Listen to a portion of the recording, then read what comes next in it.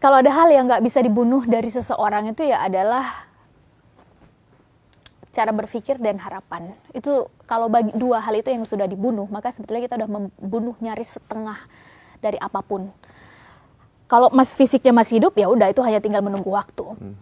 Sehingga hari ini teman-teman, saudara, anak Nanggro yang ada di Aceh,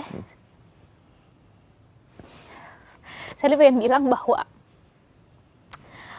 masyarakat Aceh itu lahir dari rahim-rahim pejuang. Sejarah sudah mencatat itu. Dan ketika hari ini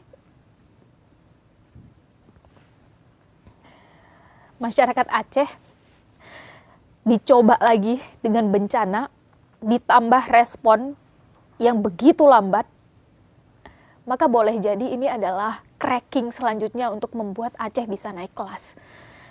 Dan ketika dihadapi secara bersama-sama, dihadapi dengan hati dan pikiran yang bagaimana agar kita bisa keluar dari situasi ini, maka bukankah ada istilah kita mengira kita udah dikubur, padahal sebetulnya kita sedang ditanam. Dikubur dan ditanam adalah dua proses yang sudah disiapkan untuk hasil atau output yang berbeda. Dikubur artinya kita selesai, ditanam artinya kita sedang dipersiapkan. Maka masyarakat Aceh, khususnya anak muda, teman-teman yang di sana berpikir, kami masih ada harapan nggak ya tentang masa depan, kami akan sekolah bagaimana tahun depan, 5 tahun ke depan, sedangkan sawah-sawah orang tua kami juga sudah habis. Saya ingin sampaikan bahwa